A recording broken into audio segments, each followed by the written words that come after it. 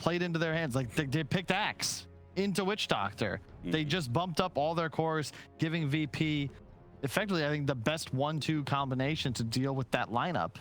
It's the same game, but VP's better prepared, and that last one was pretty close as is. All right. AS MONACO GAMBIT is going to stick with what they've managed to win a game against VIRTUS.PRO. That's something, right? Hope so, anyway. BSJ and Owen, take it away for game 3. Indeed, let's see if ASM MONACO GAMBIT can take them down twice here in the best of 3 series. As coming in with a very similar draft, you know, no surprises really from AS MONACO GAMBIT. And as you guys sort of said in the panel, you know, pretty bold thing to do against a team such as VP after VP had the success that they did last time around in the league.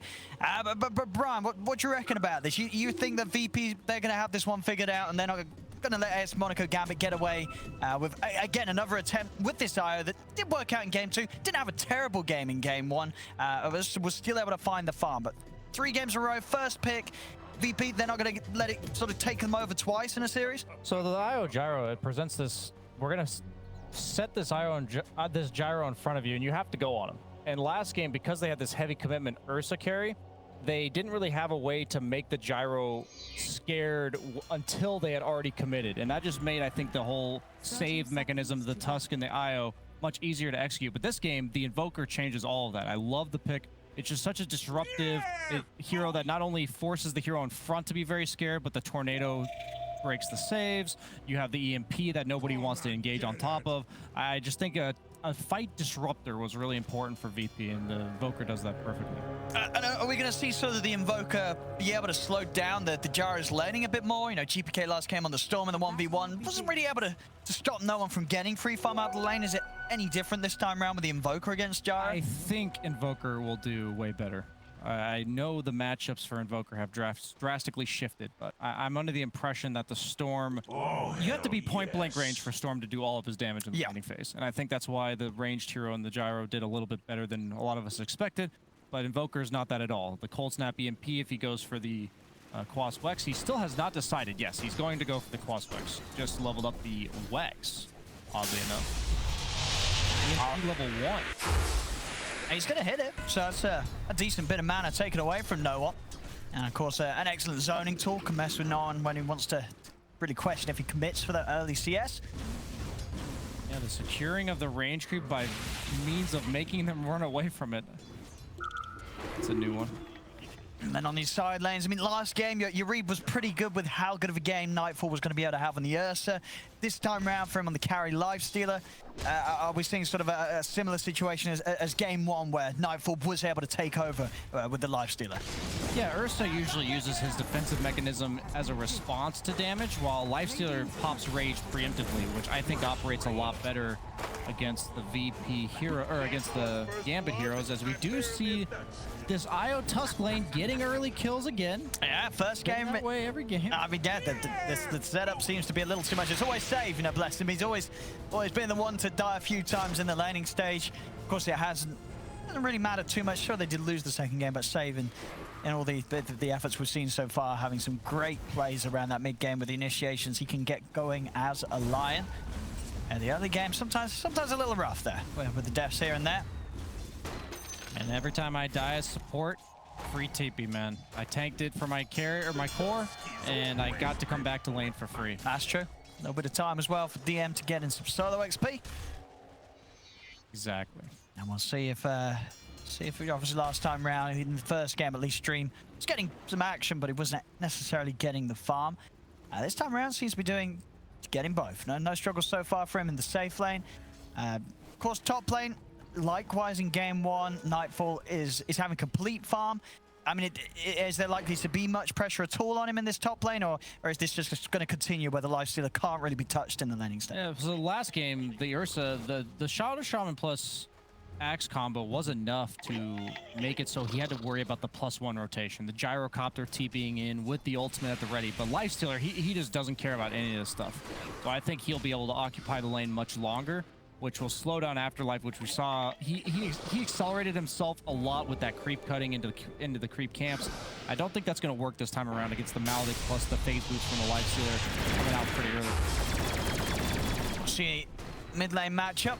GPK indeed able to get a bit of an edge, and as we're seeing now with the cold snap and the EMP, making it very hard for no one to fight back, as no one just he's got one more spell in him and a few seconds with the mana that he has left available, but other than that, completely out of regen to get himself into fighting shape. So GPK having a much better handle of the mid gyro in comparison to what he could do in game 2. I really do feel, I said disrespect during the draft. They just said, we're going to throw exactly back at you what happened last game, but you get to pick different heroes in case you want to know what went wrong for you. As we see the engagement bottom is Save, gets another free TP scroll. And it does indeed. I'll let you know that that was the plan. I'll see DM try for Immersion. Just enough burst heal to keep him alive and out to the side. We are seeing a similar situation to the first game though with Dream. They are getting the kills, but not able to really freely farm down here. Still struggling to CS against DM's Timbersaw. So it will be a bit of a slow start for him on the farm, as the free farm will indeed continue for Nightfall up top. Yeah, this is pretty much the Dream Lifestealer game. The only instant disables Rubik, which just isn't nearly as scary as the Shadow Shaman from last game. The Axe Call, let's just bank on the fact that he's going to be quick on the finger. You should be able to respond to that, even if you don't see him coming originally. And what did you think sort of the build-up of Nightfall in game 1? Like, are you getting this Maelstrom most of the time, or is Armlet still the way to go? As we saw in the first game, it goes for that Maelstrom build, no Armlet on the build-up. Yeah, I'm really curious about that. Everyone I've seen has gone for the Armlet, but the Maelstrom Sange, that was like the year-and-a-half ago build on Lifestealer. Feels really nice. It accelerates your farm a lot, and the Sange amp healing goes quite well with the Feast. So it's like a build if you feel like you can get away with it. It's kind of like the greedier version. It's Lifestealer's Battle Fury equivalent. Sure. It does seem like he is going to go it again. He has the Maelstrom queued up. I mean, worked for him the first game this series, so no real reason for him to deviate from that progression. There's no super early threats. They need like the Axe Blink Dagger plus maybe a damage item on the gyro before he feels like he can't farm with impunity. And that's what the Maelstrom, if you're allowed to do that, is great for. I see instant TP reaction there from Kingslayer and Save as any sort of aggression starts getting utilized against GPK. They got the lecture from game 1 when their teammates were getting dove underneath tier 1s and nothing was happening and then Kyle was flaming. I'm sure, yeah, indeed. Kingslayer will make sure he's always got a TP ready this time around. His top lane Nightfall slowly running down AfterLife. Yeah, but to get another touch and get that slow going again. Same time down in the river. Got the move here being made over towards Save. Tornado from GPK comes out, gives Save a bit of time to turn things around. No one, he's trying to live, but he's got to fall. It will bring down Save, but no one dying before any sort of action was found. Immersion having to roam, will manage to grab a bounty on the way out. Losing the gyro here in the mid lane as this continues to be just a setup where he's not having the same sort of free start as he did in the second game. Definitely getting punished more this time around by VP. It's a very similar story to game 1 where the cores of VP just naturally take over the lane they're in, right? Lifestealer will threaten the Axe while it doesn't work the other way around. Same with the Timbersaw against the IO. And you're seeing the Invoker Cold Snap plus Tornado be quite a deterrent to the aggression we saw from no one in game 2. And it just is going to lead to a farm advantage at any point that no kills are happening. And even if kills do happen, they're going to eventually not pay for themselves unless you keep steamrolling them. And so they're up 3-1. But I don't know how to describe it. I just don't like how this game feels for Gambit coming in the mid game. Like, I feel like VP's going to accelerate themselves much quicker. Nightfall Javelin done. Halfway through on the Maelstrom, and I mean, if you know, for ASM Gambit, they know exactly what's going to happen in terms of Nightfall's way that he wants to play this early game, get the Maelstrom and get the farming done. Do you have to look to try and punish that? Like, well, what do you do about this Lifestealer, or can you not really make plays into him at the moment? Usually the punish is on the enemy mid. Usually you take out the fact that Lifestealer is not going to really participate in the game. We can't really do much to this guy. Let's pick on the mid, as you see here. This is exactly what I would like to see. They're going to go on to GPK in the mid lane. Straight aggression coming in. Save isn't in time. GPK, he's still alive, and with the support backup, they're going to be able to look to turn it as they bring down No One. GPK still living here as Immersion didn't have quite enough damage in the tank to take him down. As Immersion and No One will both get punished for that dive. So, as you say, you know, ASM.GMB doing what you want to see. Problem is, VP, they do have the answer for that. They knew that that was going to be what ASM.GMB pushed for. They've got a draft that succeeds in turning around those efforts. So often on the analyst desk, we talk about how, like, it's more important that the team knows how to play around the hero than the individual knows how to play the hero. And that was a perfect example where VP knows that because they have a Lifestealer, their mid laner is going to get picked up a lot. GPK is able to get the cold snap set up into the stun. They've caught AfterLife.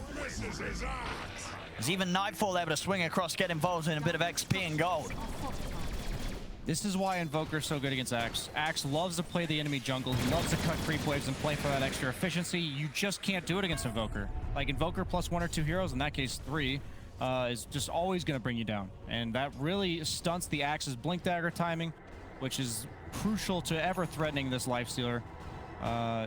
Quickly, the net worth has shifted in favor of VP. And I was just going to say that they know, because Lifestealer is independent top, they're going to pick on GPK.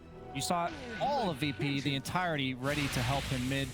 No hesitation. It's just really well played. And we're seeing this from No One. I mean, this has never got to feel good, but would you agree it is necessary going for the treads? And he's queuing up immediately the BKB as his first item. Against Invoker, yes. Sadly, Gyrocopter doesn't have any innate survivability. If he gets Cold Snap into Tornado, he's going to die to any sort of follow-up. So the BKB, an absolute necessity. Well, like you said, you are not excited to be rushing a BKB. Dire are scanning.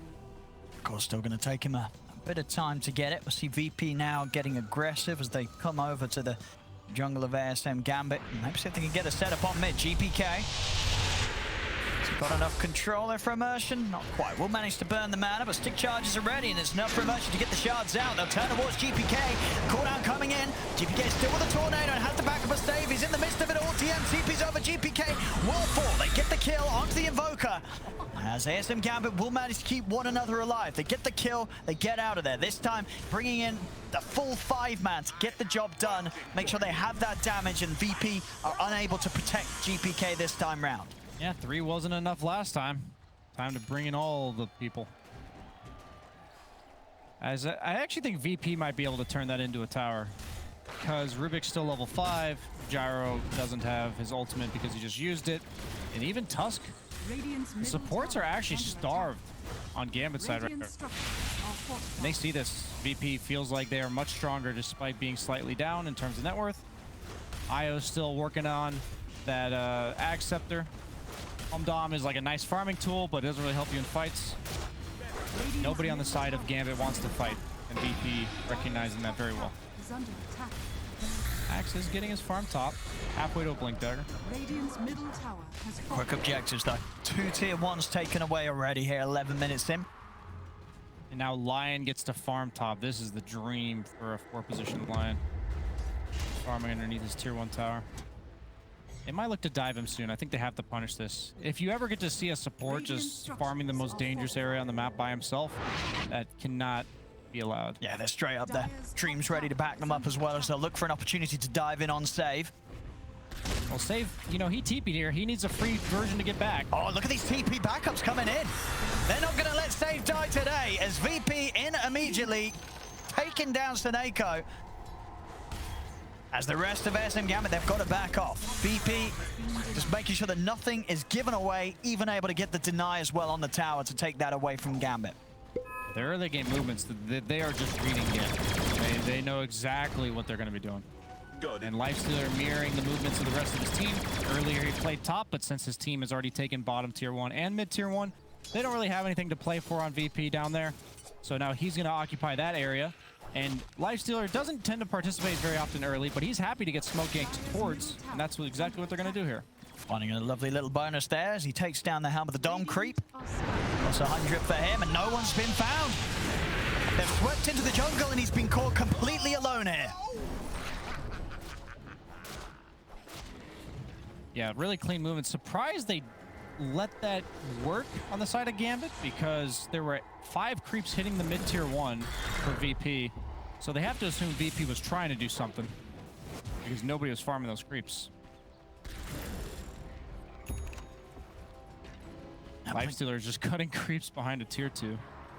And Nightfall's been able to choose wherever he wants to be so far, and they've not been able to punish him. We'll see them try to do so now. They're in with the smoke. So they catch Nightfall by surprise. Is he ready for this one? He's heading away. Shard's actually off the mark here.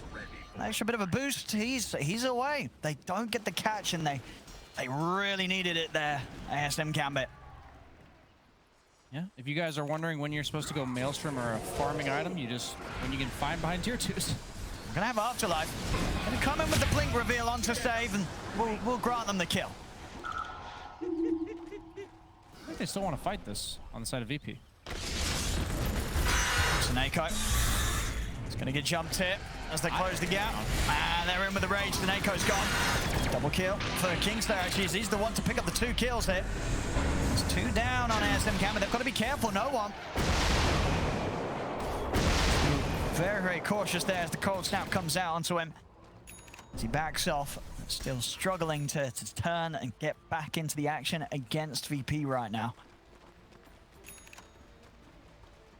Yeah, I just don't know. You see the net worth in favor of Gambit. I don't know if you want that net worth on an Axe. Like, he's not going to be the one that wins you the game. It's going to be this IO gyro combo. They are just not sitting pretty in comparison to the cores of VP. GPK, he's found the setup onto the Axe. He's coming in with a cold snap. EMP down, forcing them to split. Is that a courier, or what did he dunk just now? I think he dunked a jungle creep in order to get out there. That was smart. Wow, save his life. As AfterLife makes it out of there despite VP getting the jump from the high ground. Some nice stacks here for Dream. Aghanim's about halfway done. Still having, I think, probably the slowest of the games here out of the 2 we've had so far from the carrier. VP being able to make this opening a little tougher for Dream this time round. This will be their timing, absolutely. As I said, the Axe being the #1 net worth is a problem, but this IO now has taken that over because of those stacks, and once he hits that timing, if they get that one crucial kill on the Lifestealer, I think that's the biggest thing I'm going to emphasize, the one crucial kill, because Lifestealer, the way he's farming aggressively on the map by himself all the time, once you kill him once, he's not able to do that anymore.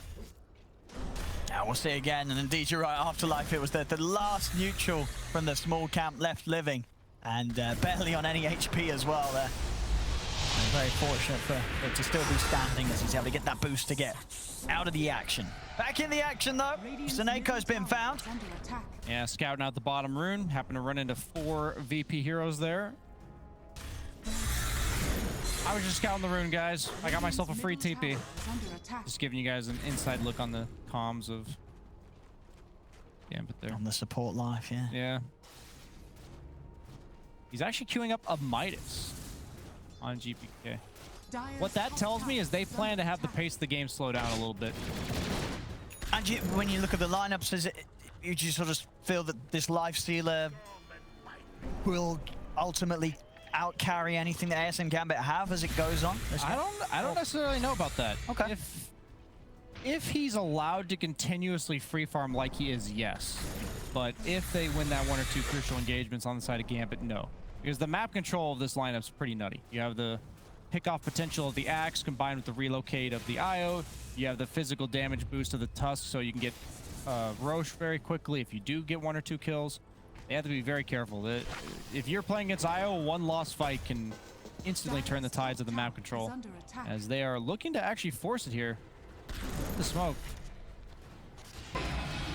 TM's just charging straight in. And what sort of reaction he can get already onto the mid to get the jump on SoNNeikO. AfterLife's going to try and come in with the counter play. Comes in with the call, Save still able to get the finger off though, and that'll set up for VP to take down the both of them. Did he get the finger damage? I think he did. Yeah, I think that probably was the first one he got this game. 2 quick moves there, despite AfterLife's attempt to turn things around as he came in with the call. not enough backup, as it were, to get anything more than just the Lion. It just feels so bad to blink in this game as an Axe. I think Kyle was talking about how good Invoker is against the Axe. Not only can you make it difficult for him to blink with abilities like Cold Snap that poke him with that small instances of damage, but you have like the free Yule's counter. You know, everyone tries to buy one Yule Scepter against the Axe, so you lift him up in the air. You just have that built in with the Tornado. Radiant are scanning. You can't go for the Blade Mail on Axe because it's not going to be reliably returning the damage against the Lifestealer with the Rage and the Tornado to break up the combo. So he's probably going to have to go for a BKB. He actually decides to finish the phase. I was a bit surprised if he was going to do that. He desperately needs a BKB this game. Looks like no one who did go for the drums for the BKB. So he elected to delay that. I think it's kind of cost him a little bit though, just like that last death. See GPK on the hunt. And they know it. Straight out. When a Lifestealer's using Rage to look for you, he feels pretty safe. He's going to have a full basher as well now. So he gets on top of anyone Nightfall. They're going to really struggle to run away. Have the Aghanims is done on Dream, so his potential in the fights has now stepped up. It's a nice neutral item for Lifestealer. He's got the Quicksilver Amulet, the move speed. We were talking about his ability to get on top of these ranged cores. Sometimes those neutral items can just be exactly what you wish for. For sure, yeah, the Quicksilver. I think it always just feels like a nice one on any of these Agi carries. Now they got the Blink Dagger Lion. He's infested. What are they going to do with it? Where is he going? Oh, we saw the moves that they were able to do with this combo in game one, and they were pretty deadly. Smoke gearing up. Does somebody have one? Yep. Witch Doctor has taken it out of the backpack. Make sure he pings the cooldown so the rest of the team knows what's going on and why we're just sitting here. SoNNeikO, I don't think he's ready for this. I think he's happy to tank a 4-man smoke gank. They want more. Oh, they're looking. AfterLife actually narrowly blinked away. Oh, but GPK's going to get gone because of this. They're going to head back over to save GPK. The cooldown's coming in. GPK is going to get Lotus, and they don't have enough burst damage in the combo. Cold Snap's onto no one. They're going to stop the escape for SoNNeikO. SoNNeikO goes down. They catch no one in the trees. As VP, they're able to swing back over. Protect GPK is just a little too tanky at this stage for ASM.GMB to commit on and take down. It wasn't even that close. They couldn't kill this Invoker in time. That's the stats, man. That's the stats from the Quas. He now has an extra, I believe, 10 strength. That probably made the difference, right? Because he would have been in a burstable range, and they would have been happy to commit onto him. As they're going to now turn it into a Roche. With the Alacrity, buffing up the Lifestealer. Usually not the best Roche taker, but Timbersaw's here to tank it up. As long as you're sitting at full HP, you're not too afraid of any contest from Gambit. They look content to let it go, as Io just completed his Zags. Axe is farming a lane top, so they feel very safe. In fact, they're going to look to try and punish him. They're going to keep going for Roche and look to make the play. Yeah. AfterLife knows that. He's into the trees. See how deep VP goes searching for him, though. He might feel a bit safer just because they were doing Roche and he chasing him simultaneously. See if he reveals himself on the next wave. They are so patient. They know if he's going to go somewhere, it's here. Oh, he's going to go for the next one. The battle of the patience. That's smart. They just say, don't go for the first, go for the second. Wait, he's trying to wrap around. He's going to run into an Invoke. Okay. All right, he tries to go for save. Assumes that save is on his own. He's not. Backup's there, ready and waiting. GPK was hidden in the trees. As AfterLife, he'll slowly but surely fall. Nightfall actually able to come in and claim the kill for himself. I'm not gonna lie to you, I think they might have done that intentionally. I think you get into the mind of the Axe and you just see this Lion farming the safe lane there. You're just like, what? What is this guy doing? I guess I'll kill him. And instead, it's just a Lion he's a dangler. Yeah. The Invoker was there to tangle. Massively successful. And now they're quick to make moves down bottom. Sage's bringing Nightfall over to the bottom half of the map. SoNNeikO and Dream, they've got to run. He's infested. He's zooming. 450 move speed. Close. They had the angle, but not the timing. Yeah, that's when you know he doesn't have quick cast, because you'd just be spamming Hex on the ground. The second you see somebody, they'd get hexed. Going for the Scotty. I've been seeing this in Lifestealers in EU. They've been going for the Scotty. as a Abyssal Blade substitution. Makes even more sense against heal heroes such as the IO. No one. He has got a BKB. He's not going to get the chance to use it. The snowball save comes in, but he's already gone. As he goes down, they get the call off onto the two of them. Save still able to try and get the stun out onto the two of them. Sets him perfectly for Kingslayer to lay down the death ward. As that's 3 down. Dream's trying to run. He will manage to juke the tornado, but they're in with the cold snap. He's going to need a helping hand. Is there anybody to come over and help? There isn't. SoNNeikO's elsewhere. He can't get over here. Dream goes down. Triple kill for GPK as VP. They're just back on the level you'd expect from this squad. Just a little too quick for ASM.GMB to do anything about. No one getting caught, farming the small camp. And just holding on to the BKB, not finding an opportunity to pop it as he allows himself to get jumped, hexed, locked down permanently by VIRTUS.PRO. You are not going to beat a team of VP's caliber the same thing twice in a row. They will allow you to do that. They're going to make the right adjustments, and you're seeing the impact that this Invoker has. He single-handedly carried this fight. Like, all the other heroes are the exact same. Yeah, not from GPK. Last game, and yet the fights are going drastically different. I'm not saying everyone else on his team is not playing well. You're just seeing the spells of Invoker, the counter-initiation threat, as well as just the poke. Like, Gyro, he has a BKB. He's brought down to half before he even wants to use it, and then suddenly he gets hexed and bursted. Yeah. That's exactly what makes it difficult for Gyro to play his game, similar to what we saw from the Ursa in Game 2 for VP. And Nightfall, he's just been living in his own little world. Independent, farming, the absolute dream for any carry hero. And now he's just connected to his team. And they just control the entire map at this point. And they're heading up towards the top. ASM.GMB. I don't know if they want to stick around and maybe hoping to try and get a jump on one hero. A VP are prepared for this sort of move. His Immersion. I wouldn't be surprised if we see the others bail on him. AfterLife and No, and it's probably in their best interest to just leave this area. That's actually a pretty big kill. He was 200 gold off of a blink. I mean, still no one. Okay, no one's got it. He's got the BKB and TP out. That's his. Was that his 9-second BKB? I think that was so. the first usage, right? It was. It was indeed. Oof. Radiant's top tower has fallen. So weird to see a 9-second BKB be his first. As they immediately TP bottom, super fast rotation from VP, infested on the line, GPK scouting out, but seems like they're ready for this. Yeah, TPs are coming in from ASM.GMB. GPK try and set things up onto Dream. He's down. Oh, he was ready for that save. An instant hex onto AfterLife as AfterLife attempts to jump them. He was ready, now VP.DM is chasing on Sunstrike, boom! GPK keeping it flashy here, as there's no escape for no one. Some very deserved tips there coming out from the squad over towards GPK. As they know he's coming back. They do. They're just waiting for him. His base ain't safe. And there's going to be 2 buybacks coming out. They're going to try their best to save Dream. Snowball from Immersion buys him some time, but the cast is out. Bouncing out between the two of them. VP will respect that. They'll back off for now. The taunt is there. They've caught GPK. And they immediately need more. They know this is not good enough. They bought back 2 heroes for this. See what more they can get out of it. TP outs already being done by VP. Kingslayer, he doesn't have a TP though. So he's got to run. You know how he gets a TP? Radiant are scanning. He may just indeed start that process right here. And he will. There he is, right there. There he is. You guys ever don't have a TP, this is what you get. Honestly, it's kind of like some sick way to remind you that you were supposed to have a TP. I mean, to his credit, his TP was still on cooldown. As he died, he got the new one, had a couple of seconds on it. So, you know, that man. Yeah. You got to call out these people with no TPs. Yeah.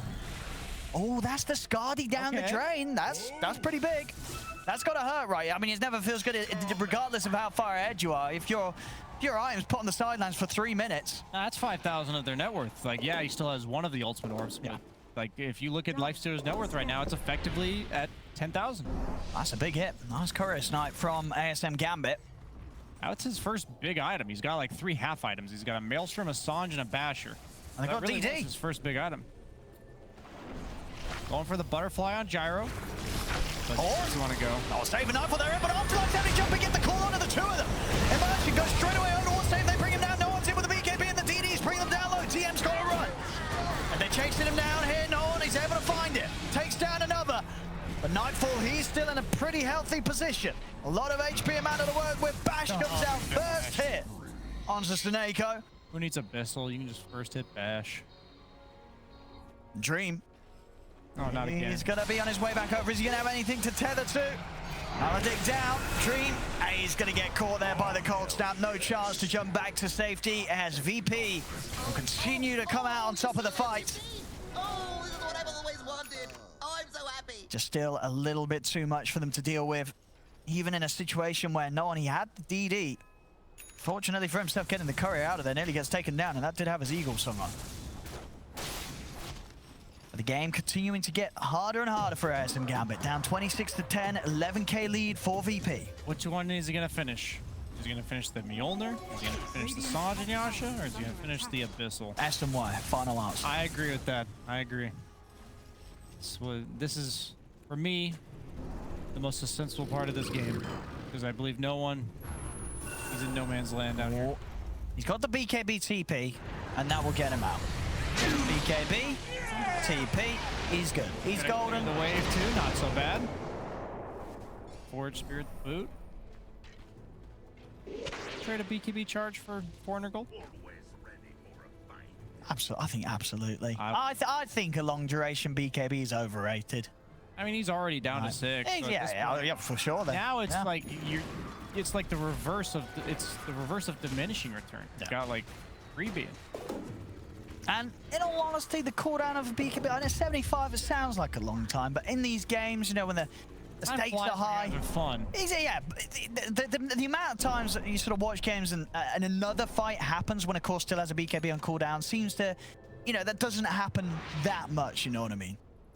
Most of the time, teams are good at setting things up to buy time for the cores to get their BKB back up. With the breaks between sort of the skirmishes. Yeah, Roche, I think, is the only way they really could have punished that, and it's not up yet, as he's going for an MKB on the life sword. I don't mind that. So he's not completing any of his half items. Yeah, needs it. Butterfly's up, or soon to be up on no one. Yeah, he's still a halberd away, but it will be there. And you would imagine that indeed a halberd is going to be on the down the line coming out for Dream once again. The same build that he's been going for.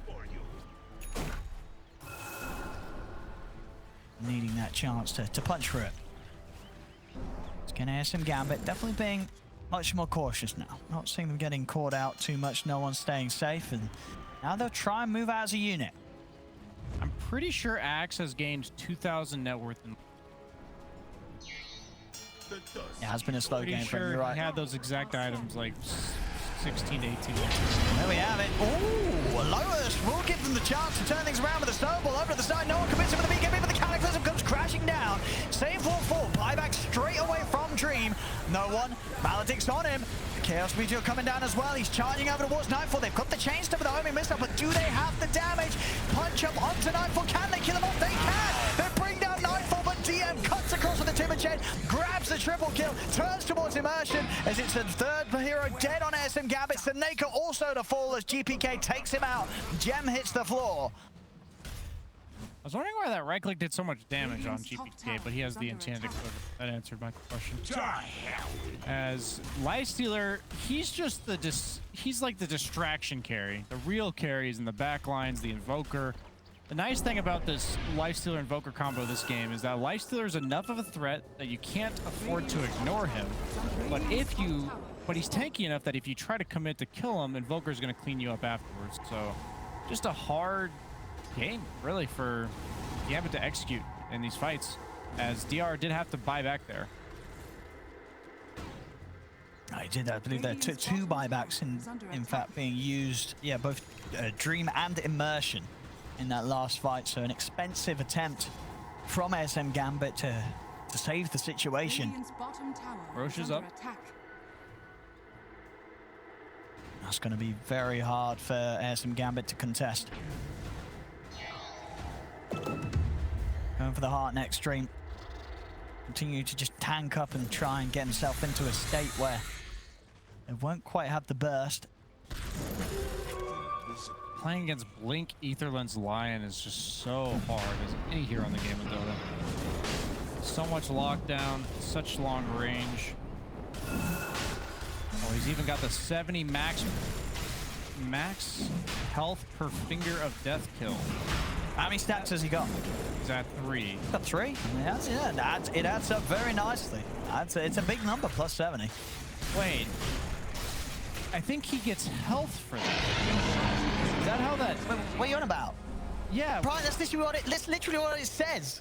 What are you asking? I was so confused. Is that a new talent? Yeah, it is a new talent. It's a 7.29. Yeah, not only are you stacking up damage, dude, you're getting plus 70 health with each stack of the finger. Dude, that's OP. Yeah. You're going to get some tanky boy lions. It's already 210 extra HP. That's a considerable amount. I'm going into an unranked party queue game, and I'm playing mid-line. I'm going to have like 7,000 HP. Yeah. I mean, absolutely. That's my goal. Mid-line is on the table. Gotta do the Ana camp fountain for like 30 minutes as I get infinite health. I feel like Lion scales better in health than Pudge. It's crazy. Yeah, with that amount of... He absolutely does. I do hope we'll see one of these games at core line. I mean, you could just a late enough game where the Lion has like 20 finger kills. He has really no items with 5,000 HP. That's what I'd be down. Well, we'll definitely get that. I mean, with the frequency of Lion picks, I mean, this hero very much, we were seeing it every game, VP getting it for save, valuing the Lion as a hero very highly, and completely understandable why. I mean, we saw last patch the strength of these good players with the hexes, and sure, some sort of cast range has been taken out of the game here and there, but ultimately the concept still is as strong as ever, having such a solid instant initiation that heroes like Lion and Shaman can offer. And there we have it. Again, the jumps there. They do have the counter play of Immersion coming in with the snowball. Gives no one the chance to put the BKB, but Nightfall's on top of the gyro. No one goes down. He's out of the game for 75 seconds. No buyback. Over towards Dream they head. He'll pop the BKB, and they'll be able to run him down. Dream, has he got any way of getting out of this? He's got a tether in a second. He's back over towards the fountain. Dream will manage to keep himself alive, but AfterLife's taken down by Save. They're even thinking about doing the fountain diving here. Nightfall, he's in. He's able to get the kill, get out. AfterLife will buy back.